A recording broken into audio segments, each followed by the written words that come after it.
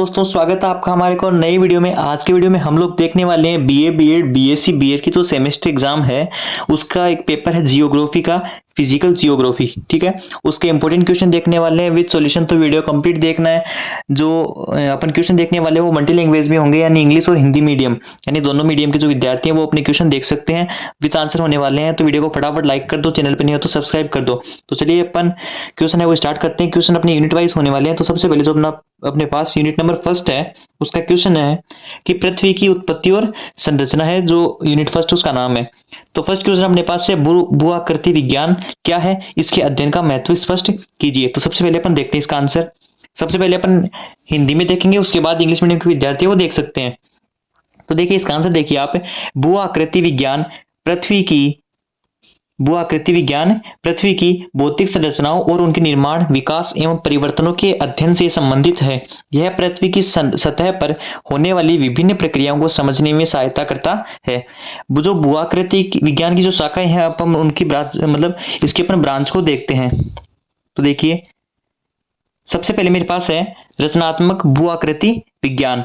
तो देखिए यह पृथ्वी की आंतरिक प्रक्रियाओं जैसे भूकंप, ज्वालामुखी और प्लेट विवर्तनिकी पर केंद्रित है।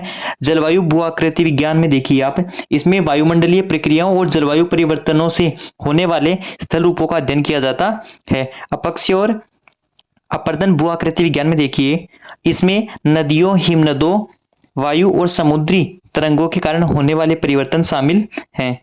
ठीक है, आगे बढ़ते हैं। आगे इसका महत्व देखते हैं अब अपन।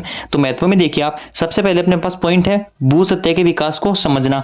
इसे यह समझने में मदद मिलती है कि विभिन्न स्थल रूप कैसे विकसित होते हैं। भूकंप और ज्वालामुखी गतिविधियों का अध्ययन, इससे प्राकृतिक आपदाओं को समझने और उनसे बचाव की योजनाएं बनाने में भी मदद मिलती है। नेक्स्ट देखिए आप, जल प्रबंधन में सहायता, नदियों और भूजल संरचनाओं को समझने में यह उपयोगी होता है।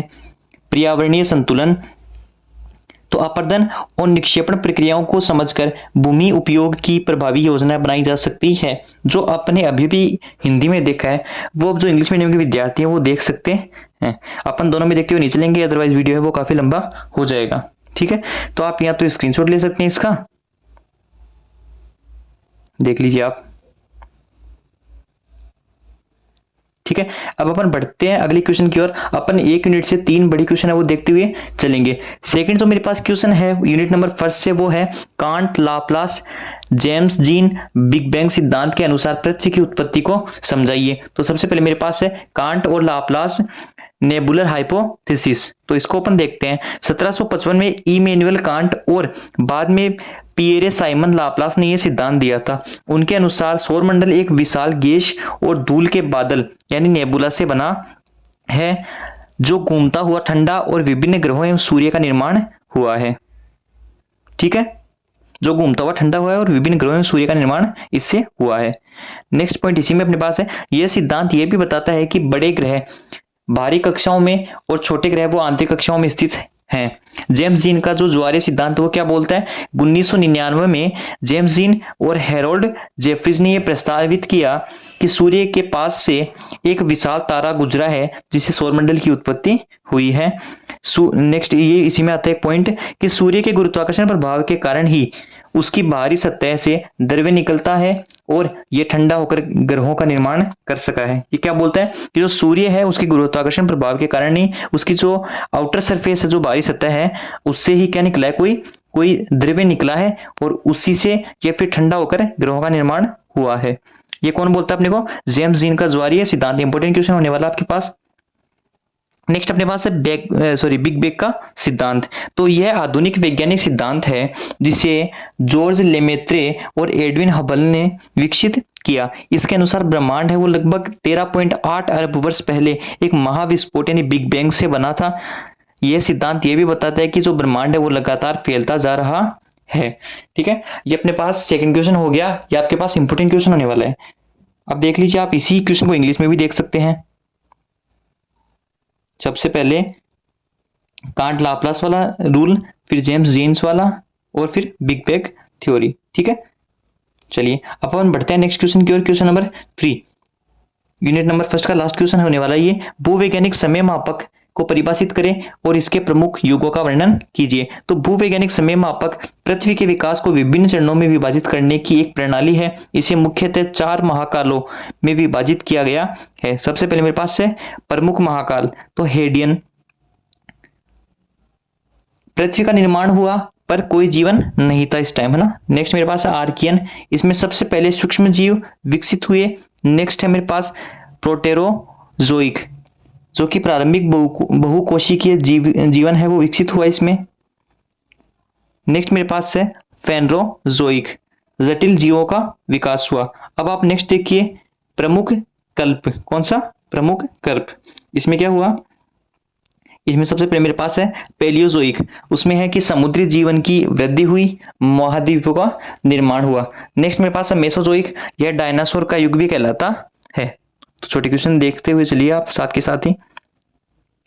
इस युग के अंत में एक उल्कापिंड टकराने से डायनासोर है वो विलुप्त हो गए थे। नेक्स्ट मेरे पास है सेनोजोइक, ये भी आप देखते हुए चले। तो सेनोजोइक में देखिए आप, देखिए सेनोजोइक में क्या हुआ था, स्तनधारियों और मानव विकास का युग इसको अपन बोलते हैं। अब जो अपन ने क्वेश्चन नंबर 3 पढ़ा है उसी को आप एक बार इंग्लिश में भी देख सकते हैं कि describe the geological time scale and its importance. ठीक है, ये अपने पास क्वेश्चन नंबर 3 था और इसका आप आंसर वो इंग्लिश में भी देख सकते हैं। चलिए आगे बढ़ते हैं। आगे मेरे पास है यूनिट नंबर 2। यूनिट नंबर 2 का क्या नाम होने वाला है, महाद्वीपों और महासागरों की उत्पत्ति। तो इसके अंदर अपन देखते हैं, सबसे मेरे पास है महाद्वीपीय विस्थापन सिद्धांत की व्याख्या करें और वेनेगर द्वारा प्रस्तुत साक्ष्यों की चर्चा कीजिए। तो देखिए इसमें आप, सबसे पहले मेरे पास इसमें इंट्रोडक्शन है, परिचय है। तो 1912 में अल्फ्रेड वेनेगर ने महाद्वीपीय विस्थापन सिद्धांत दिया था। उन्होंने कहा था कि सभी महाद्वीप पहले पेंजिया नामक एक विशाल महाद्वीप का हिस्सा थे।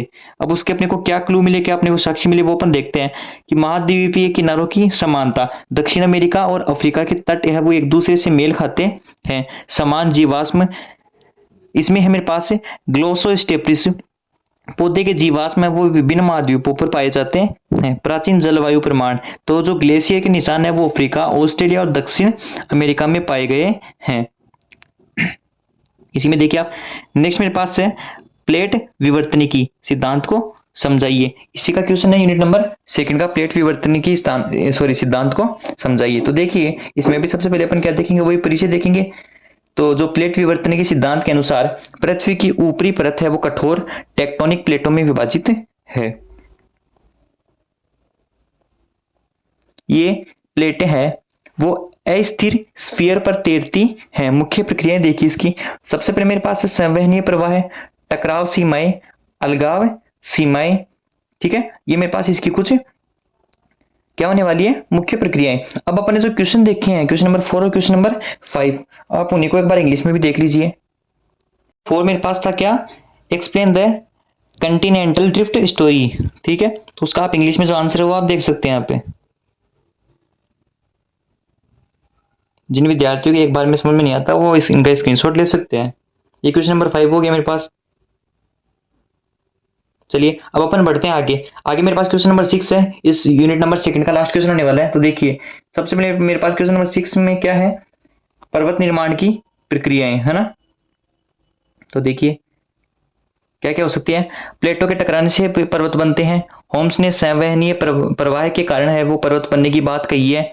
टेलर ने टेक्टोनिक बलों से पर्वत बनने की बात कही है। आपके पास जो टॉपिक है वो है, और इनसे आप बड़ा चढ़ा कर लिख सकते हैं अगर एग्जाम में क्वेश्चन आता है तो।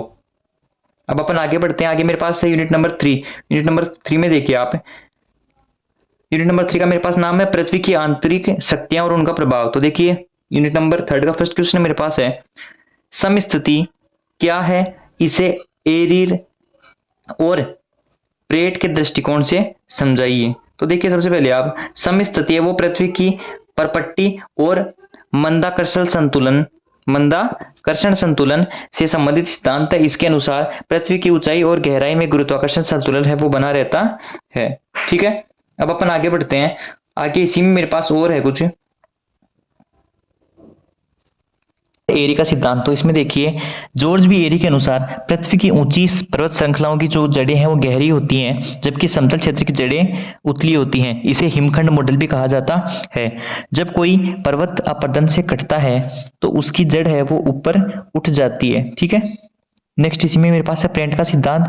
तो प्रेंट क्या बोलता है, जॉन हेनर प्रेंट ने कहा कि पृथ्वी की सतह पर सभी स्थल रूप समान गुरुत्व बल अनुभव करते हैं। उनके अनुसार पर्वतों का घनत्व कम होता है जिससे वे अधिक ऊंचाई पर होते हैं, जबकि मैदानों का घनत्व अधिक होता है। इसे समान घनत्व संतुलन भी कहा जाता है, इक्वल डेंसिटी हाइपोथेसिस। ओके, अब अपन इसका महत्व देखते हैं। तो महत्व में देखिए आप, यह सिद्धांत पृथ्वी की भूप्रपट्टी के संतुलन को समझने में मदद करता है। इससे पर्वतों और महासागरों के निर्माण की प्रक्रिया समझाई जा सकती है या समझी जा सकती है। भूकंप और ज्वालामुखी जैसी भूगर्भीय गतिविधियों की व्याख्या करने में भी सहायक है। जो अब अपने अभी भी जो क्वेश्चन देखे हैं उनको आप एक बार इंग्लिश में भी देख सकते हैं। यूनिट नंबर 2 की क्वेश्चन थी ये। चलिए अब अपन देखते हैं नेक्स्ट क्वेश्चन, क्वेश्चन नंबर 8। उससे पहले एक बार आप जो अपने 7th क्वेश्चन पढ़ा है उसी को आप इंग्लिश में देख लीजिए। ये आपके पास 7 क्वेश्चन है इंग्लिश में। ठीक है, अब अपन क्वेश्चन नंबर 8 को देखते हैं। क्वेश्चन नंबर 8 अपने पास है, भूकंप और ज्वालामुखी क्या है, इनके प्रभाव और प्रकार को समझाइए। वेरी वेरी इंपॉर्टेंट क्वेश्चन है ये, वेरी वेरी इंपॉर्टेंट। देखिए सबसे पहले मेरे पास है भूकंप, जिसको अपन अर्थक्वेक भी बोलते हैं। नॉर्मल साधारण है जो अपने को पता है क्या होता है। तो देखिए भूकंप भूगर्भीय ऊर्जा के अचानक मुक्त होने के कारण पृथ्वी की सतह का कंपन है। ठीक है, भूकंप के जो प्रकार हैं वो देखिए अब आप। सबसे पहले मेरे पास है टेक्टोनिक भूकंप में देखिए आप, पृथ्वी की टेक्टोनिक प्लेटों के खिसकने से उत्पन्न होता है। ज्वालामुखी भूकंप ज्वालामुखी विस्फोट के कारण होता है, पर वही भूकंप पृथ्वी के अंदर गहराई में होने वाली हलचल से उत्पन्न होता है। भूकंप के प्रभाव देखिए आप। देखिए इन्हें आप थोड़ा बड़ा चढ़ा कर भी लिख सकते हैं एग्जाम के अंदर, क्योंकि इतने लिखने से आपका काम नहीं बनेगा। यहाँ पे आप सिर्फ पॉइंट देख सकते हैं और उसके बेसिस पर आप लिख सकते हैं। इमारतों और बुनियादी ढांचों का नुकसान, सुनामी उत्पन्न कर सकता है, पर्यावरणीय असंतुलन और भूस्खलन का कारण भी बन सकता है। अब आप देखिए नेक्स्ट, ज्वालामुखी वह स्थान है जहां पृथ्वी के अंदर का लावा है वो गैस और राख सतह पर निकलती है। ज्वालामुखी के प्रकार देखिए, सबसे पहले मेरे पास है सक्रिय ज्वालामुखी यानी एक्टिव वोल्केनो, तो जो लगातार फूटता रहता है, जैसे मोट एटना, मोट स्ट्रोम्बोली। निष्क्रिय ज्वालामुखी जो बहुत लंबे समय से नहीं फूटा लेकिन भविष्य में फूट सकती है, जैसे मोट फुजी। ठीक है, नेक्स्ट देखिए आप विलुप्त ज्वालामुखी, ये क्या होती है, जो अब कभी नहीं फूटेगा, जैसे डेक्कन ट्रैप्स। ओके, इसके प्रभाव देखिए अब आप सबसे पहले प्रभाव में मेरे पास 1 नंबर पे है, ज्वालामुखी विस्फोट से नई भूमि है वो बनती है, लावा फसलों और जीवों को नुकसान पहुंचा सकता है, और क्या है मेरे पास पर्यावरणीय असंतुलन भी उत्पन्न कर सकता है। ओके, अब आप इस यूनिट नंबर 3 का लास्ट क्वेश्चन देखिए। लास्ट क्वेश्चन मेरे पास है, पृथ्वी की आंतरिक गतिकी से संबंधित भू आकृतिक स्थल रूपों यानी लैंड फॉर्म्स की व्याख्या कीजिए। तो भू आकृतिक स्थल रूप पृथ्वी की आंतरिक शक्तियों और बाहरी शक्तियों से बनते हैं। अब इसमें 1 नंबर पॉइंट देखिए आप, अंतर्जात स्थल रूप, यह भूगर्भीय प्रक्रियाओं जैसे भूकंप, ज्वालामुखी और प्लेट विवर्तन के कारण बनते हैं। उदाहरण पर्वत, भ्रंश, फॉल्ट इत्यादि। नेक्स्ट मेरे पास है बहिर्जात स्थल रूप, इसमें क्या है, ये अपक्षय अपरदन और निक्षेपण के कारण बनते हैं, जैसे घाटियां, नदी, डेल्टा, समुद्री क्लिफ और बालू के टिब्बे, है ना। चलिए अब अपन बढ़ते हैं आगे यूनिट नंबर 4 की ओर। उससे पहले अभी अभी अपने जो क्वेश्चन पढ़ा है उसको आप एक बार इंग्लिश के अंदर भी देख लीजिए। यहाँ से क्वेश्चन स्टार्ट है, what are earthquakes and their effects. चलिए मैं आपको एक बार दिखा देता हूं। ये देखिए आप, टाइप्स ऑफ अर्थक्वेक्स, फिर उसके इफेक्ट आगे। ये अपन ने जो 9th क्वेश्चन अभी भी पढ़ा है वो वाला। अब अपन बढ़ते हैं नेक्स्ट यूनिट नंबर 4 की, और यूनिट नंबर 4 में देखते हैं अपन। यूनिट नंबर 4 में मेरे पास फर्स्ट क्वेश्चन यही है। सबसे पहले यूनिट नंबर 4 का नाम देखिए, अपक्षीय अपरदन और भूआकृतिक प्रक्रियाएं। 1 नंबर क्वेश्चन इसका है, अपक्षीय और अपरदन में क्या अंतर है, इनके प्रकारों की व्याख्या कीजिए। ये भी आपके पास very very very important question होने वाला है, हो सकता है कल आपको एग्जाम में देखने को भी मिल जाए। तो सबसे पहले अपन पढ़ेंगे किसके बारे में, अपक्षीय के बारे में। तो देखिए सबसे पहले ये क्या होती है, ये चट्टानों के टूटने और विघटन की प्रक्रिया है। अब इसके प्रकार देखिए, भौतिक अपक्षय, तापमान परिवर्तन, पालिका प्रभाव जैसी जैविक जो क्रिया है वो उसके द्वारा ये होता है। रासायनिक अपक्षय यानी केमिकल, तो जल और वायु से चट्टानों में रासायनिक परिवर्तन होते हैं। जैविक अपक्षय देखिए आप, पेड़ पौधों और जीवों की गतिविधियों से चट्टानों का टूटना। नेक्स्ट देखिए आप, अपरदन, इरोजन, यह जल, वायु और हिमनदों द्वारा चट्टानों के कटाव की प्रक्रिया है। प्रकार देखिए आप इसके, नदी अपरदन, तो नदी की धाराएं चट्टानों को काटती हैं। हिमानी अपरदन, ग्लेशियर चट्टानों को काटकर घाटियों का निर्माण करते हैं। वायु अपरदन, रेगिस्तानी क्षेत्रों में हवा द्वारा अपरदन होता है। समुद्री अपरदन, समुद्री तरंगें तटीय क्षेत्रों को प्रभावित करती हैं। ओके, आगे बढ़ते हैं अपन क्वेश्चन नंबर 11। डेविस और पेंक के क्षरण चक्र को समझाइए। तो डेविस का क्षरण चक्र देखिए, सबसे पहले आप, विलियम मॉरिस डेविस ने इसे भू आकृतिक चक्र कहा। उन्होंने स्थल रूप विकास को 3 चरणों में बांटा। सबसे पहले मेरे पास है युवा अवस्था, इसमें है तीव्र अपरदन, गहरी घाटियां, प्रौढ़ अवस्था, युवावस्था यंग स्टेज हो गई, प्रौढ़ अवस्था मेच्योर स्टेज हो गई। उसमें इसने किसको डिवाइड किया, समतल भूमि और धीमी अपरदन दर को। वृद्ध अवस्था यानी ओल्ड स्टेज, उसमें समतल मैदान बनते हैं। ये इसने किया है। नेक्स्ट क्वेश्चन नंबर 12, इनके अभी अपन इंग्लिश में भी दिखा देंगे आपको, इंग्लिश वाली टेंशन ना ले। देखिए इसमें क्या मेरे पास है, विभिन्न एजेंटों द्वारा निक्षेपण कार्य को समझाइए। तो देखिए आप इसमें, नदी द्वारा निक्षेपण, नदी के मुहाने पर डेल्टा बनता है, जैसे गंगा ब्रह्मपुत्र डेल्टा। वायु द्वारा निक्षेपण, तो इसमें देखिए आप, रेगिस्तान में बालू के टिब्बे बनते हैं। हिमनदों द्वारा निक्षेपण, हिमानी मोरेन बनती हैं। समुद्र द्वारा निक्षेपण, समुद्र तटों पर समुद्री तटबंध बनते हैं। ये आपके पास क्वेश्चन नंबर 12 हो गया। अब अपने जो 11 क्वेश्चन नंबर 11 और क्वेश्चन नंबर 12 पढ़े हैं, उनको आप इंग्लिश में भी देख सकते हैं। तो आप सभी की डिमांड पर हम लोग ये क्वेश्चन लेके आए हैं। आई होप आपको वीडियो समझ में आएगा। वीडियो अच्छा लगे तो वीडियो को लाइक कर देना, चैनल पे फर्स्ट टाइम विजिट किया तो चैनल को सब्सक्राइब कर देना। मिलते हैं एक और नई वीडियो में, तब तक के लिए जय हिंद, जय भारत।